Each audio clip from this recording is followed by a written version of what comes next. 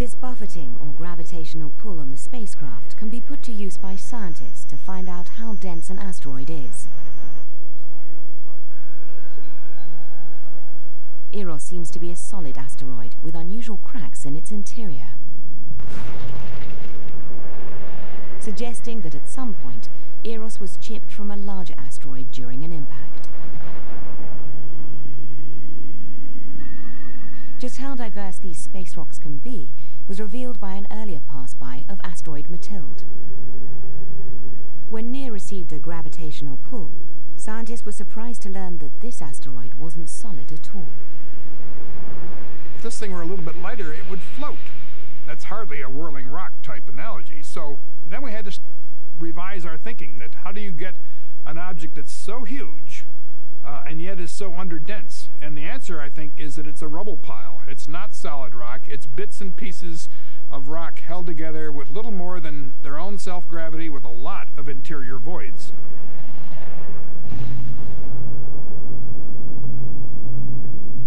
It has enormous craters on it. We thought that there was a maximum size of crater you could have on an asteroid, that if there were an impact that would make a bigger crater, it would blast the thing apart. And this not only has one crater that's bigger than we thought was possible, it has about 5 of them. Orbiting close to Eros, Near's camera records the violent nature of the solar system in staggering detail. This 34-kilometer hulk lies battered and scarred. 100,000 craters. Accumulations of impact debris possibly 30 meters deep. For the first time, we've come face to face with a natural enemy of Earth, and this one is 3 times larger than the rock that killed the dinosaurs.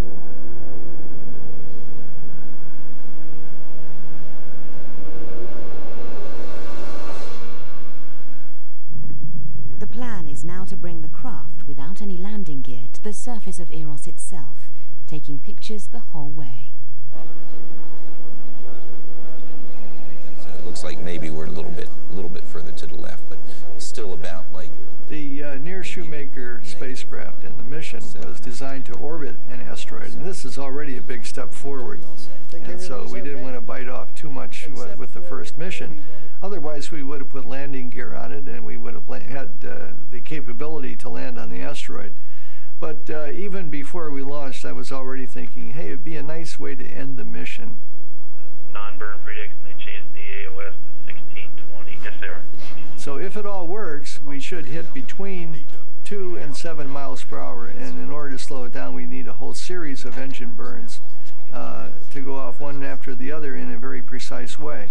But once it's gone off, and if it's not done right, there's not too much we can do to save the spacecraft from crashing. The odds are long, but it's worth the risk. What's learned here could save our planet if an asteroid is headed our way.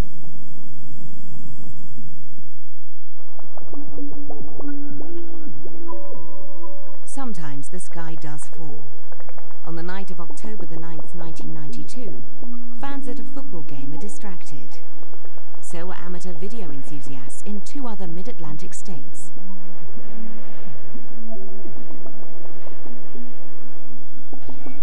It's known as the Peekskill Fireball.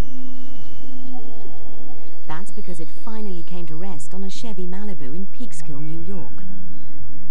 The chances of getting hit by one are rare, but the Earth is a target. We have only to look at the moon. It's filled with craters. Without an atmosphere, many more impacts occur. Even lunar dust is pitted with micro-impacts, and it's all there, preserved.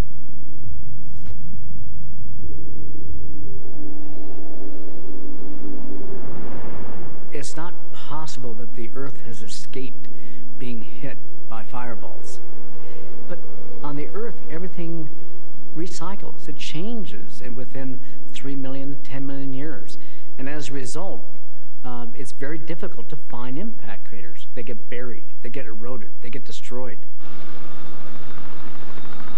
Impact specialist Peter Schultz is trying to find traces of an impact on the coast of Argentina.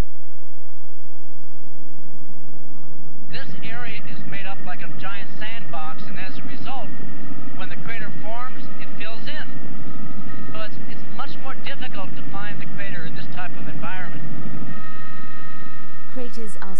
to find. Schultz often works like a detective, sorting through tiny clues.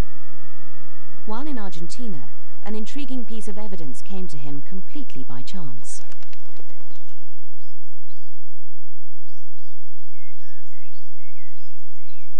I think it's a real lesson in listening to somebody who just asked a very simple question. Her name was Fernanda. She was translating some presentations I was giving in Cordoba and Rio Cuarto. She came to me with some beautiful small green glasses and said, "Are these somehow related?" She got them when she was a 5-year-old or 7-year-old, walking along the cliffs of Argentina, and here, 20 years later, she was showing these glasses to me. Unless we could find more of it, this would be